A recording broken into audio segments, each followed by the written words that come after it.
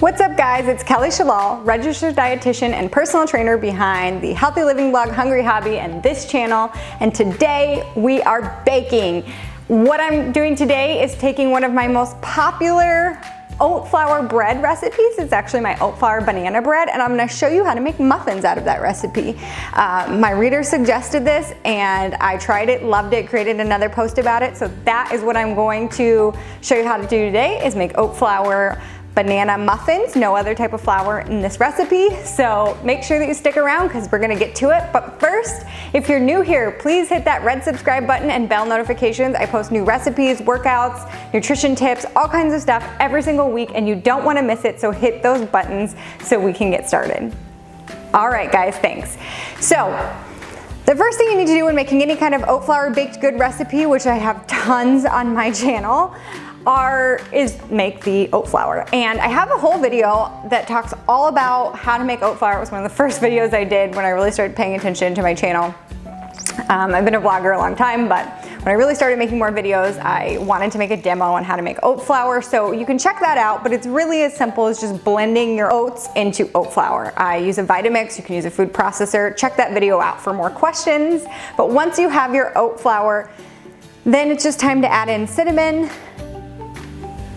salt, baking soda, and baking powder, and mix that up. Now I always say, if your oat flour has been sitting for a little while, then you want to make sure that you whisk it really well so that it doesn't have any clumps in it, because trust me, clumpy clumps of oat flour in your muffins is no bueno. So whisk it really well, get rid of all the clumps, and you'll be good to go. We're making banana bread muffins, so we need bananas. So I like to take my bananas and mash them really good while they're in the peel.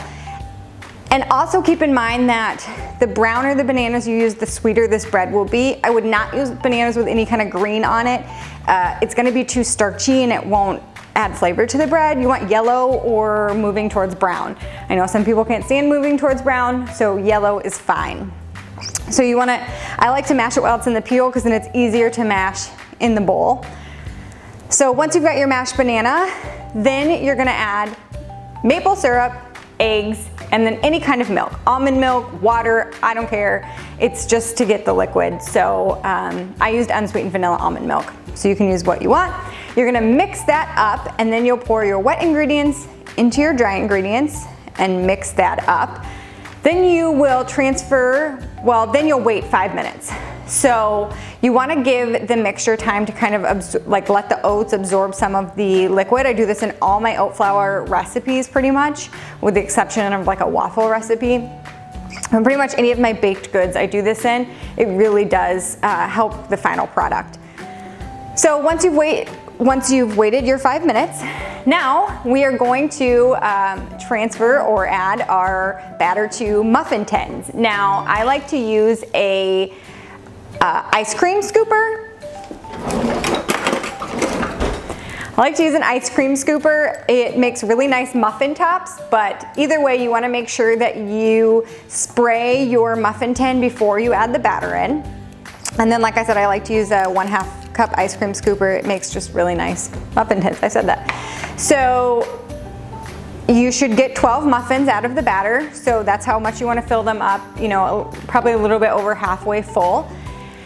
And then you're gonna bake them. And the nice thing about making muffins instead of the banana bread is you get the same taste, but it takes 15 minutes to bake these versus almost an hour to make the bread.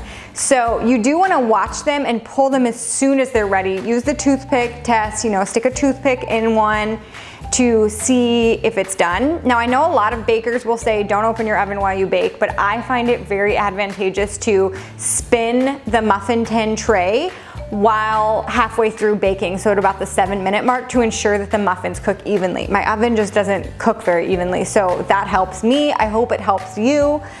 15 minutes and then they're done. And you should wait for them to cool, but I find these stick together really well. They rise really well. They're just really delicious, and I love to top mine with butter, but my 18-month-old son likes his with peanut butter. So however you want to eat it, just make sure that you enjoy this recipe, and make sure that if you make it, tag me on Instagram at @HungryHobbyRD. I love to see what you guys make, and I love to see your recipes. So with that, I'm taking off, but make sure that if you haven't already, you hit that subscribe button and the bell notification so that you never miss a recipe, and I will see you guys next time. All right, enjoy.